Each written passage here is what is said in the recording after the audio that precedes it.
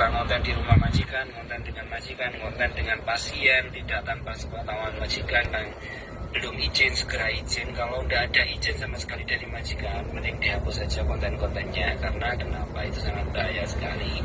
Ketika sudah terjadi seperti ini, majikan nggak terima, kalian dituntut, ya memang sudah nggak bisa diselamatkan lagi. Kalian harus pulang ke Indonesia dan bayar denda, dan nggak bisa ke Taiwan lagi ya. Mungkin kena blacklist atau gimana, itu pasti akan susah karena akan tertrack record ya. Walaupun bisa nanti kena masalah lagi kayak gitu ya. Jadi untuk teman-teman semuanya, ingat tujuan awal bekerja ke luar negeri mencari nafkah. Gaji dari majikannya udah puluhan juta. Di TikTok juga kalau nggak ada yang nyawer cuma dapat berapa sih, seperti Mbak Yanti juga itu apa itu, gak mendidik gitu ya. Jadi yang nonton di TikTok itu kan juga anak-anak juga. Jadi kalau udah terjadi seperti ini, cuma bisa mendoakan kalian lebih baik hati-hati. Gaji majikan lebih gede daripada media sosial. Di media sosial itu udah gajinya nggak seberapa, resikonya gede.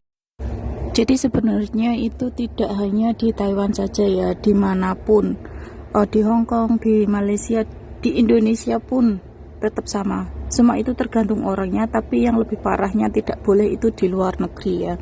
Singapura, Taiwan, Hong Kong itu sangat ketat, tidak boleh. Beda dengan orang Indonesia ya. Kalau orang Indonesia justru itu suka pamer apapun itu dipamerkan. Kalau di luar negeri ini sangat privasi, walaupun itu hanya foto, walaupun hanya foto anaknya, nggak tahu kenapa, pokoknya sangat privasi, tertutup banget. Dan mereka itu sosial media cuman dibuat kayak cari informasi penting lah, bukan untuk yang pamer makanan, terus pamer tempat tinggal, pokoknya intinya pamer-pamer seperti itu, apalagi pamer-pamer yang tidak bermutu kayak gitu. Nggak ada waktu juga, karena mereka itu sibuk kerja, nggak kayak kita banyak waktu.